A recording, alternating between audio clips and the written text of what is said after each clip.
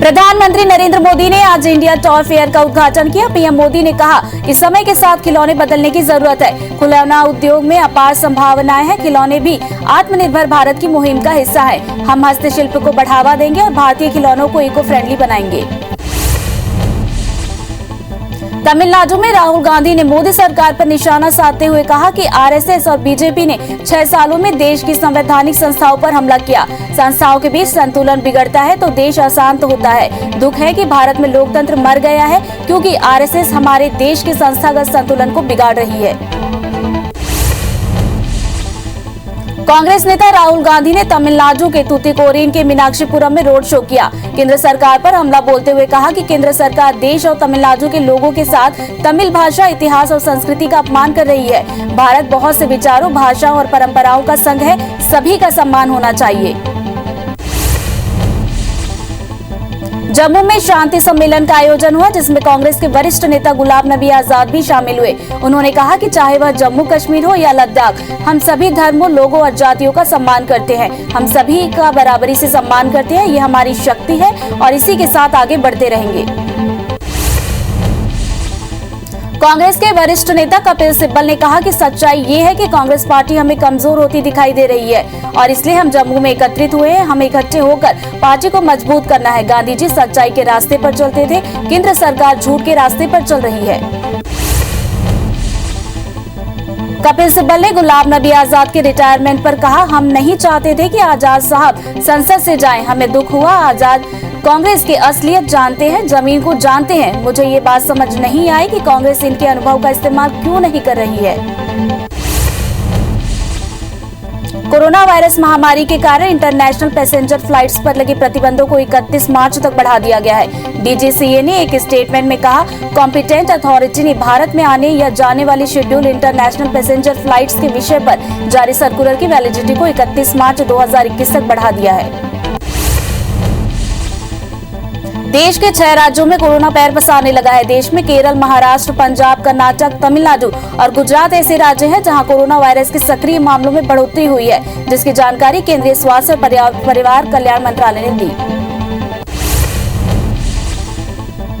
भारत में corona vaccination का दूसरा फेज सोमवार यानी 1 मार्च से शुरू होने जा रहा है। इसी दिन से रजिस्ट्रेशन भी शुरू होगा। इस फेज के साथ वैक्सीनेशन प्रोग्राम सप्लाई ड्रिवन नहीं रह जाएगा बल्कि डिमांड ड्रिवन हो जाएगा। आम नागरिकों को केंद्र में रखकर इस प्लान को अंतिम रूप दिया गया है। बताया जा रहा है कि कोरोना वैक्सीन का प्रति व्यक्ति अधिकतम चार्ज 250 रुपए प्रति डोज हो सकता है।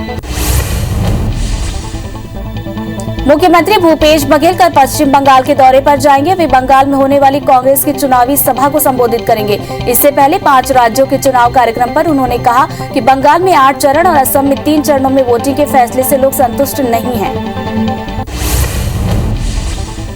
मुख्यमंत्री भूपेश बघेल ने ईवीएम को लेकर लगातार उठ रहे सवालों पर कहा कि लोगों को ईवीएम पर भरोसा नहीं है। वहीं नेता प्रतिपक्ष धर्मलाल कौशिक के पत्रजीवी वाले बयान पर पलटवार करते हुए कहा कि वे मेरे पत्र लिखने को बर्दाश्त नहीं कर पा रहे हैं। मुख्यमंत्री ने कहा कि छत्तीसगढ़ के हक के लिए वे पत्र लिखते रहेंगे। छत्तीसगढ़ के मुख्यमंत्री भूपेश बघेल माघ पूर्णिमा के मौके पर धमतरी जिले के सिहावा स्थित कर्णेश्वर मेला में शामिल हुए। इस दौरान वे अविभाजित मध्य प्रदेश में कैबिनेट मंत्री रह चुके स्वर्गीय माधव सिंह ध्रुव के सिरदरा स्थित निवास पहुंचे और उनके परिजनों से भेंट की। छत्तीसगढ़ में आज 22 जिलों में मुख्यमंत्री कन्या विवाह योजना के अंतर्गत 3229 जोड़ों का विवाह हुआ। इस आयोजन को golden book of world record में दर्ज किया गया है। सीएम भूपेश बघेल ने रायपुर के इंडोर स्टेडियम में आयोजित कार्यक्रम में पहुंचकर 240 जोड़ों को आशीर्वाद दिया। रायगढ़ में महिला एवं बाल विकास विभाग द्वारा सामूहिक विवाह का आयोजन किया गया जिसमें 70 जोड़ों की शादी की गई। कार्यक्रम में सांसद गोमती साय को आमंत्रित नहीं किया गया जिससे उन्होंने नाराजगी जाहिर की। उन्होंने कहा कि सरकार भेदभाव की राजनीति कर रही है। सीएम भूपेश बघेल ने डोंगरगढ़ विकासखंड के ग्राम लाल बहादुर नगर में दीप प्रज्वलित कर लोक मड़ई एवं कृषि मेला का शुभारंभ किया। मुख्यमंत्री ने कहा कि लोक मड़ई छत्तीसगढ़ की लोक परंपरा है। फसल आने के पहले और फसल आने के बाद मड़ई का आयोजन किया जाता है। ये हमारे रहन सहन, खान पान एवं जीवन शैली का प्रतीक है। राज्य में आज से माघी पुन्नी मेले का शुभारंभ हो गया है। विधानसभा अध्यक्ष चरणदास महंत, गृह मंत्री ताम्रध्वज साहू, राज्य विधायक अमितेश शुक्ल, अभनपुर विधायक धनेन्द्र साहू सहित अन्य अतिथि उपस्थित थे।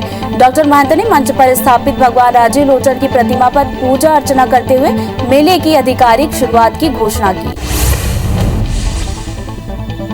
रायगढ़ सांसद गोमती साय ने घरेलू विमान सेवा को लेकर राज्य सरकार पर निशाना साधा है। सांसद ने कहा कि राज्य सरकार अगर घरेलू विमान सेवा को लेकर गंभीर होती तो बिलासपुर से पहले आज रायगढ़ एयरपोर्ट तैयार हो जाता। सांसद ने कहा कि पिछली सरकार ने योजना पर काफी काम किया, लेकिन सत्ता में आने के बाद कांग्रेस सरकार इस पर गंभीर नहीं थी।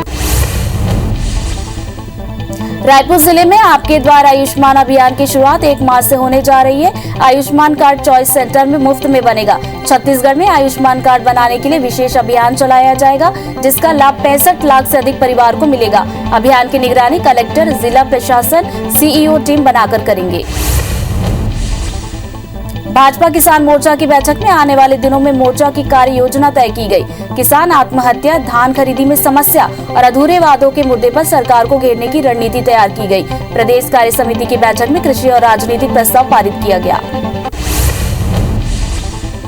ग्वालियर में मंत्री विश्वास सारंग ने जीआरएमसी मेडिकल कॉलेज चिकित्सकों की बैठक ली। इस दौरान वे जय आरोग्य अस्पताल में अव्यवस्थाओं को लेकर अस्पताल प्रबंधक की जमकर क्लास लगाई। साथ ही उन्होंने कार्डियोलॉजी विभाग का निरीक्षण भी किया, जहां मंत्री ने अटेंडर और मरीज से भी बात की। ग्वालियर पहुंचे मंत्री विश्वास सारंग ने कांग्रेस के अंदरूनी कलह पर निशाना साधा। मंत्री विश्वास सारंग ने कहा कि हम तो पहले से ही कहते आए हैं कि कांग्रेस की कथनी और करनी में अंतर है। जिस गांधी के सरनेम को चुराकर नेहरू परिवार ने देश में 70 साल तक राजनीति की, उसी गांधी के विचारों को तिलांजलि देने का काम कांग्रेस नेता कर रहे हैं। बीजेवाईएम के प्रदेश अध्यक्ष वैभव पवार दतिया पहुंचे, जहां उनका बीजेपी नेता और गृह मंत्री नरोत्तम मिश्रा के बेटे सुकुर्ण मिश्रा ने जोरदार स्वागत किया। वैभव पवार ने सबसे पहले पीताम्बरा पहुंचकर माई महाराज के दर्शन किए। इसके बाद विभिन्न कार्यक्रमों में शामिल हुए। भिलाई नगर निगम के परिसीमन को लेकर हाईकोर्ट में दायर याचिका रद्द होने के बाद अब वार्डों के आरक्षण की तैयारी शुरू हो चुकी है। 2 मार्च को वार्डों का आरक्षण होगा। इस बीच भाजपा नेता हाईकोर्ट की डबल बेंच में याचिका दायर करने की तैयारी कर रहे हैं। मध्य प्रदेश उच्च शिक्षा विभाग अब पहले से अधिक सख्त हो रहा है। वो यूनिवर्सिटी द्वारा लगातार बढ़ती जा रही ढिलाई को दूर करने में लगा है। शासन ने इस साल सभी यूनिवर्सिटी को कॉलेजों में कमेटी बनाकर निरीक्षण करवाकर संबद्धता जारी करने के आदेश दिए हैं। इसके बाद अब जाकर इंदौर की देवी अहिल्या यूनिवर्सिटी ने प्रक्रिया शुरू की है। राज्य के ट्रांसपोर्टरों ने सीमेंट का परिवहन बंद कर दिया है। प्रदेश के सीमेंट प्लांटों में 15% माल भाड़ा बढ़ाने से मना करने के बाद हुई हड़ताल में प्रदेश के करीब 12,000 ट्रकों के पहिए थम गए। ट्रक मालिकों ने मांग पूरी नहीं होने पर चक्का जाम करने का भी ऐलान किया। रायगढ़ में ट्रांसपोर्टर्स की हड़ताल जारी है। भाड़ा बढ़ाने की मांग को लेकर ट्रांसपोर्टरों ने 2 दिनों से हड़ताल की है। डीजल के दामों में वृद्धि का हवाला देकर भाड़ा बढ़ाने की मांग कर रहे हैं। उर्दना बाईपास चौक में ट्रांसपोर्टर्स हड़ताल पर बैठे हुए हैं।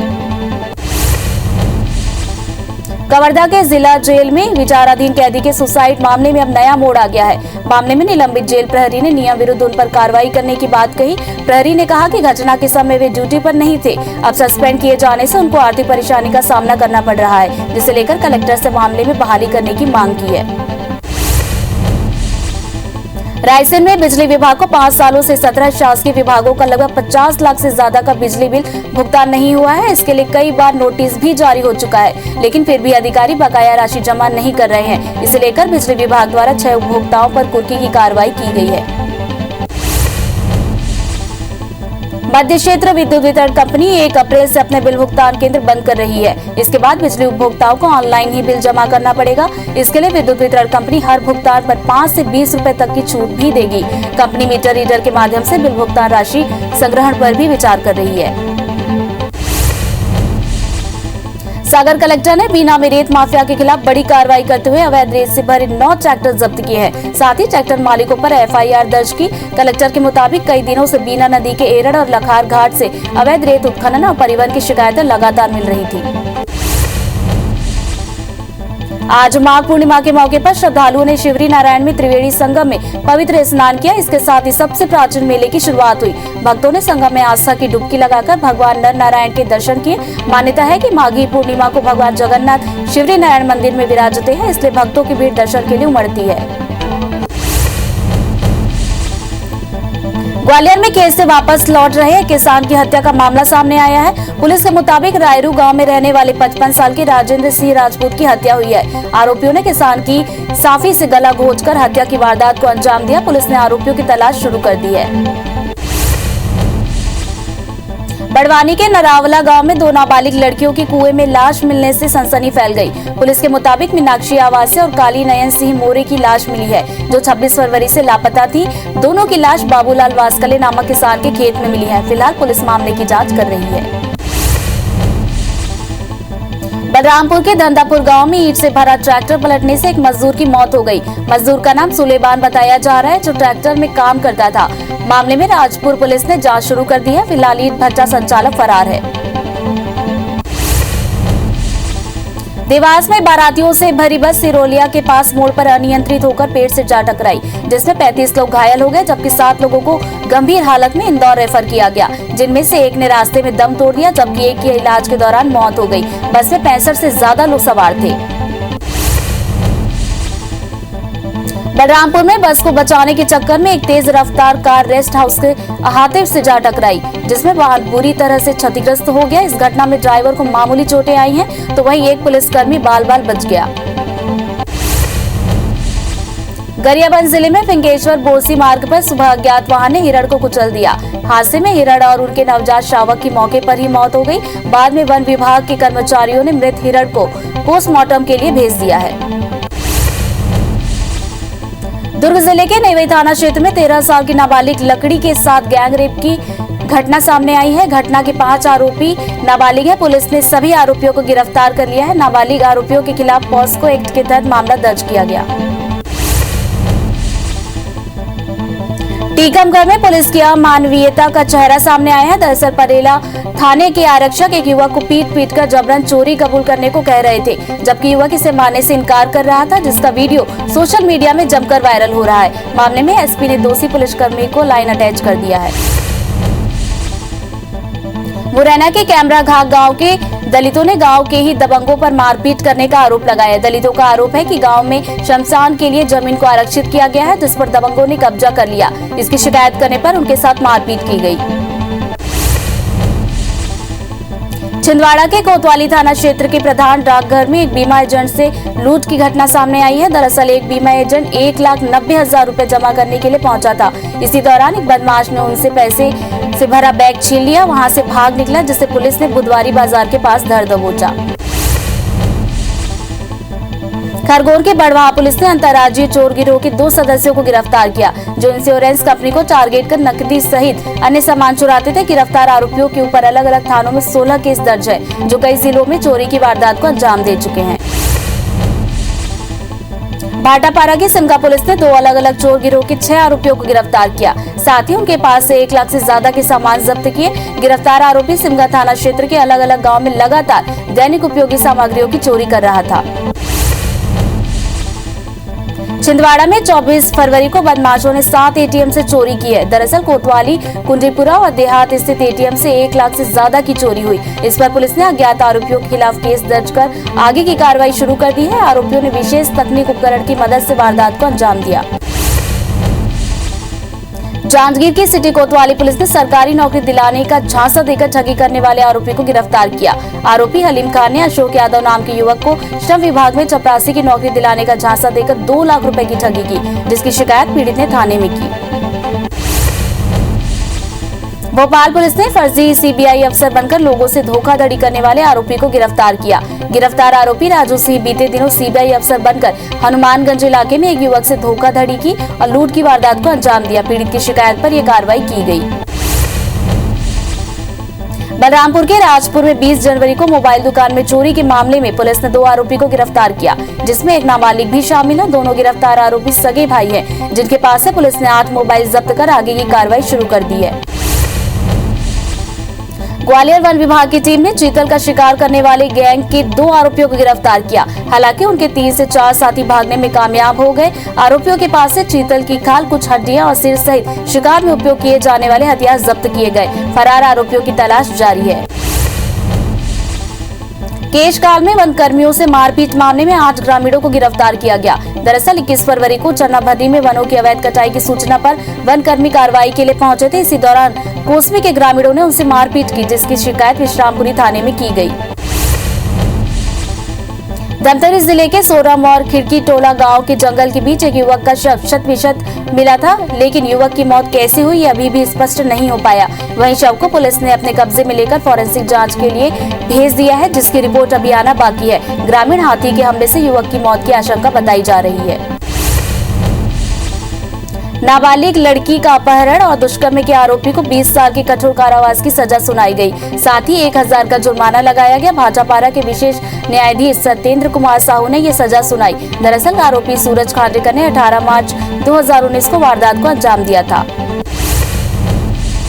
नाबालिग से दुष्कर्म करने वाले ट्रक चालक को जिला एवं सत्र न्यायालय ने आजीवन कारावास की सजा सुनाई है। आरोपी ने 3 जून 2020 की दरमियान रात को नाबालिग लड़की का अपहरण कर रेप की घटना को अंजाम दिया था। मामले में पुलिस ने आरोपी को गिरफ्तार कर न्यायालय के सामने पेश किया, जिसके बाद आरोपी को सजा सुनाई गई।